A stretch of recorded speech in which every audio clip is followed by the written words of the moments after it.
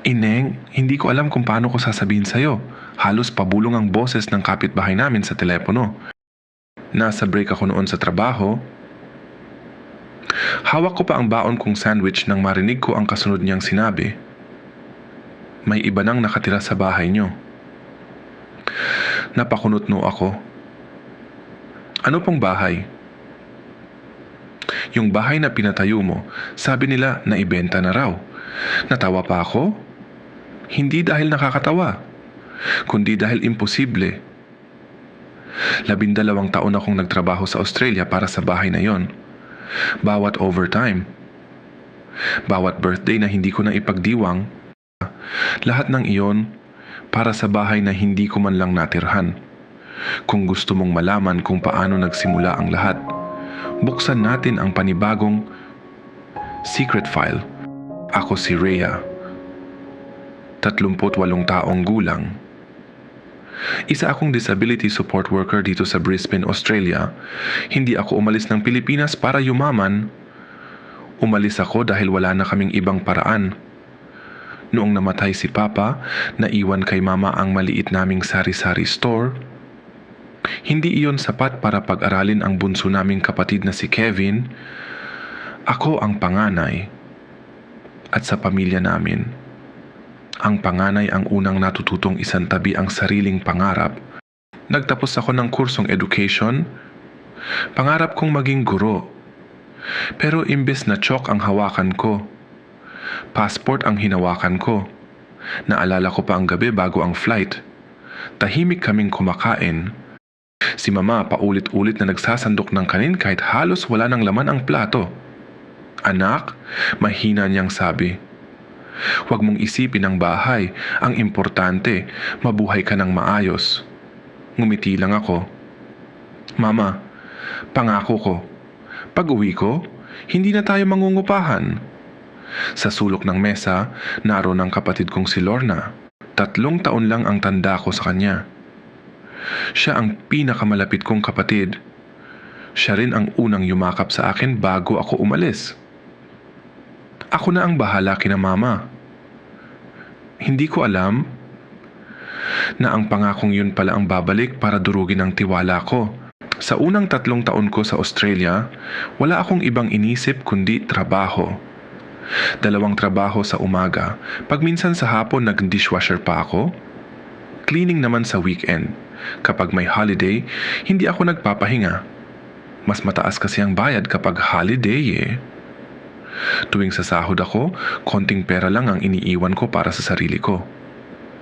Halos malaking bahagi ay ipinapadala ko lahat. Isang gabi, habang ka-video call si Lorna, ipinakita niya sa akin ang loteng nabili namin. Ate Rhea, tingnan mo! Inikot niya ang cellphone. Pwede na tayong magsimulang magpatayo ng bahay. Hindi ko napigilang mapaluha. Sa maliit na screen ng cellphone, nakita ko ang lupang pinapangarap namin ni Papa noon. Kung nabubuhay pa sana siya, nakikita niya sana ito. Ano palang pangalan ang ilalagay sa titulo? Tanong ko. Tahimik siya sandali. Pagkatapos ay nagsalita. Ate, mahirap kasi kung nasa Australia ka. Baka matagalan pa ang proseso. Tumango ako. Anong ibig mong sabihin? Temporary lang naman. Ngumiti siya. Ipangalan muna natin sa akin. Tutal, may 20% naman akong share sa lupang ito. Pag uwi mo, ililipat agad natin sa pangalan mo. Hindi ako nagdalawang isip. Kapatid kita. Ikaw ang pinaka-pinagkakatiwalaan ko. Hindi ko alam na iyon pala ang pinakamasakit na salitang mabibitawan ko. Lumipas ang mga taon, unti-unting tumayo ang bahay. Bawat bagong pader, pinapadalhan ako ni Lorna ng litrato. Natapos na ang kusina. Ate, may bubong na. Ate, nakakabit na ang bintana. Tuwing matatanggap ko ang mga larawan, pakiramdam ko, sulit ang lahat. Kahit pagod na pagod ako, kahit sumasakit na ang likod ko sa pagbubuhat ng pasyente. May inuuwian akong pangarap. Pero habang tumatagal, may napansin akong kakaiba. Hindi na madalas tumawag si Lorna. Kapag ako ang tumatawag, lagi siyang nagmamadali. Ate, may ginagawa lang ako? O sige ate, mamaya na. Unti-unti ring nawala ang mga litrato ng bahay. Nung una, inisip kong baka busy lang siya. Hanggang sa isang araw, tinanong ko si mama sa video call. Ma, kumusta na ang bahay? Napatingin muna siya sa gilid, parang may hinihintay. Bago sumagot, maganda na anak. Yun lang, walang ngiti, walang excitement. At unang beses, may kung anong bumigat sa dibdib ko. Hindi ko na lamang yun pinansin, hanggang sa nakalimutan ko na lang din at naging busy na ako sa mga trabaho ko pa. Meron kasi akong panibagong cleaning job. 12 taon matapos akong umalis ng Pilipinas, nagdesisyon na akong umuwi. Naipon ko na ang gusto kong ipunin. Gusto ko nang makasama si mama at ang mga kapatid ko. At gusto kong sa wakas, mabuksan ang pintuan ng bahay na pinaghirapan ko. 2 linggo bago ang flight pa uwi ng Pilipinas, may tumawag sa akin. Unknown Philippines number. Hello? Neng Rhea? Opo? Kilala mo ako. Ako si Aling Nena. Kapitbahay ninyo. Napangiti ako. Inay, kumusta po? Tahimik siya. Pagkatapos ay sinabi ang mga salitang, hindi ko malilimutan. Anak, may iba nang nakatira sa bahay nyo. Natawa ako. Hindi po, baka umuupa lang. Mas lalo siyang tumahimik. Anak, hindi umuupa. Naibenta na. Parang huminto ang mundo ko. Nanginig ang kamay kong hawak ang cellphone. Hindi ko agad narinig ang mga sumunod niyang sinabi. Isa lang ang paulit-ulit na umiikot sa isip ko. Paano mangyayari iyon? Hindi ko naman ibinebenta ang bahay ko. Pagkababa ko ng telepono, ilang minuto akong nakatulala. Paulit-ulit kong tinitingnan ang screen ng cellphone ko. Parang hinihintay kong may tumawag ulit at sabihing, nagkamali lang kami. Pero walang tumawag. Kinuha ko ang litrato ng bahay na nakasave sa gallery ko. Yung litrato noong katatapos lang ng pintura. Yung litrato ng maliit na hardin na pinataniman daw ni mama ng santan. Yung litrato ng gate na ako mismo ang pumili ng disenyo kahit nasa Australia ako. Pagkatapos, ibinulsa ko ang cellphone, huminga ng malalim, at agad kong tinawagan si Lorna. Makalipas ang ilang ring, sumagot siya. Hello ate? Normal ang boses niya. Parang wala namang problema. Lorna, sandali akong natahimik. Hindi ba may gusto kang sabihin sa akin? Tahimik siya. Bakit ate? May tumawag sa akin. Ano raw? Humigpit ang hawak ko sa cellphone. Sabi nila, naibenta na raw ang bahay. Mahaba ang katahimikan. Naririnig ko lang ang mahinang ugong ng electric fan sa kabilang linya. Pagkatapos, natawa siya. Ate naman, huwag kang nagpapaniwala sa chismis. Napapikit ako. Gusto ko lang marinig sa'yo. Hindi totoo? Mabilis ang sagot niya. Siyempre, hindi yun totoo. Okay, yun lang ang sinabi ko. Pero sa unang pagkakataon sa loob ng 12 taon, nakaramdam ako ng pagdududa sa kapatid kong kailanman ay hindi ko pinag-alinlanganan.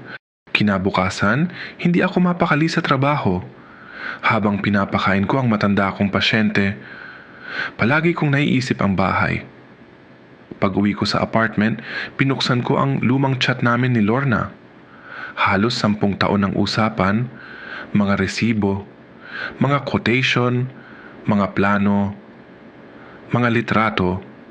Napansin kong 3 taon na pala siyang hindi nagpapadala ng bagong larawan ng bahay. Noon ko lang iyon napansin.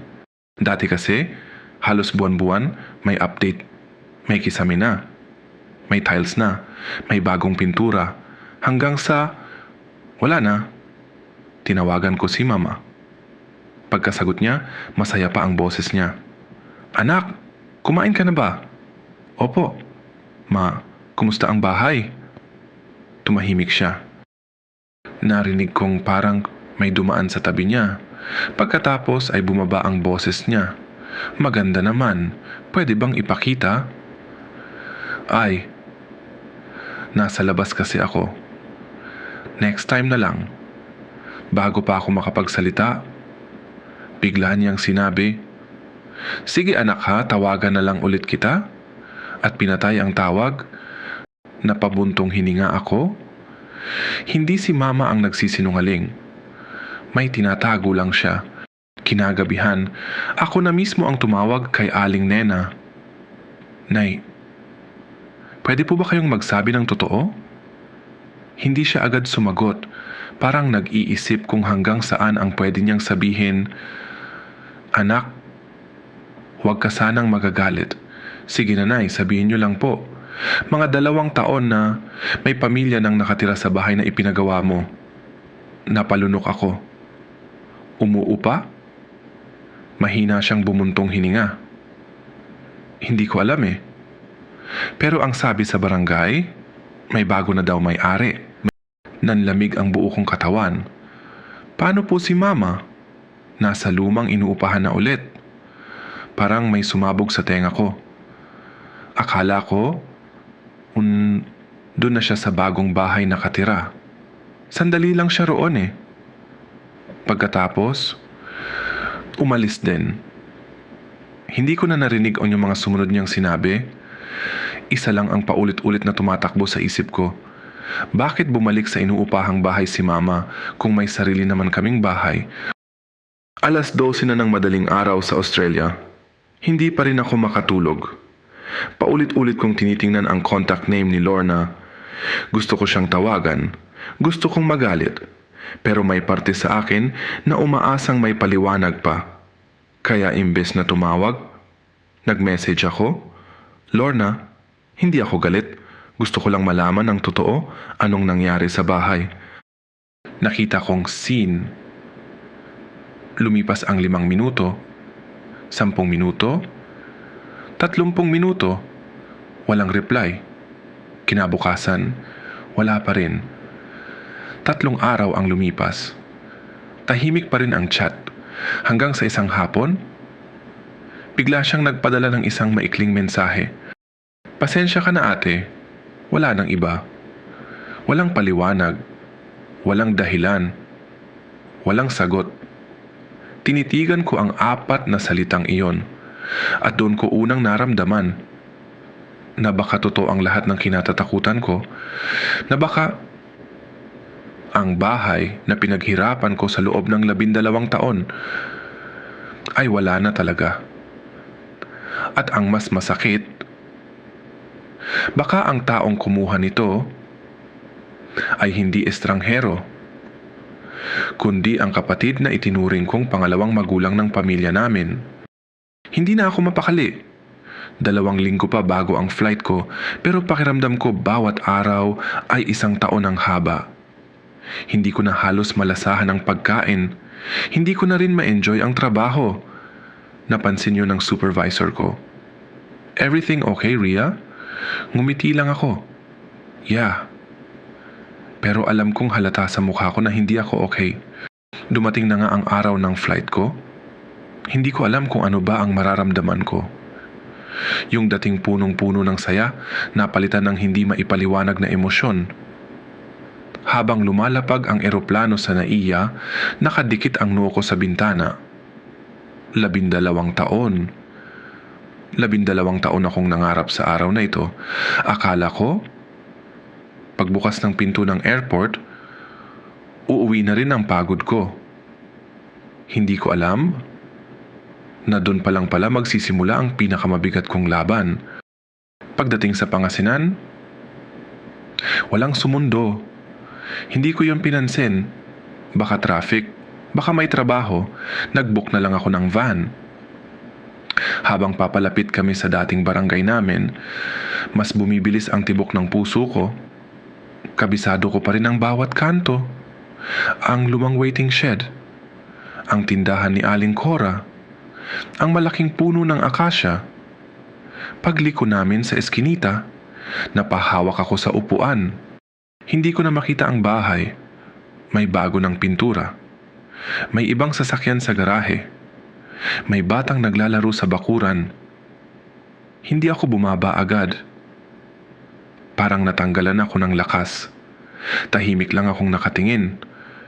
Parang may nanonood akong buhay ng ibang tao. Diretso akong pumunta sa inuupahang bahay.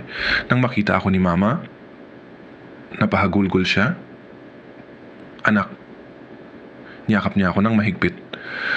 Pero hindi ako umiyak. Hindi pa. Nasaan si Lorna? Tahimik. Nasa palengke. Pakitawag. Makalipas ang halos 1 oras, dumating si Lorna. Payat na siya. Halata ang pagod sa mukha. Pagpasok niya, hindi siya makatingin sa akin. Ako ang unang nagsalita. Naibenta ba ang bahay? Tahimik. Lorna. Tumingin ka sa akin. Dahan-dahan siyang nag-angat ng tingin. Puno ng luha ang mga mata niya. Oh, ate. Ang ani niya. Pero parang kutsilyong tumarak sa dibdib ko. Bakit? Napaupo siya. Humawak sa noo. Huminga ng malalim. Ate, hindi ko alam kung paano magsisimula. Ate kasi 3 taon bago ka umuwi. Na-stroke si Mama. Hindi namin sinabi kaagad sa'yo. Ayaw kasi naming mag-alala ka. Mahigit 8 buwan siyang pabalik-balik sa ospital na naubos ang ipon namin. Nag-loan si Lorna. Nag-loan ulit. Hanggang sa umabot sa mga lending app. Tumaas ang interes. May mga taong pumupunta na sa bahay, naniningil, nagbabanta. Ate, hindi ko alam ang gagawin. Umiiyak niyang sabi, natatakot akong sabihin sa'yo. Kasi buong buhay mo, ipinagpaguran mo ang bahay. Napahawak siya sa dibdib.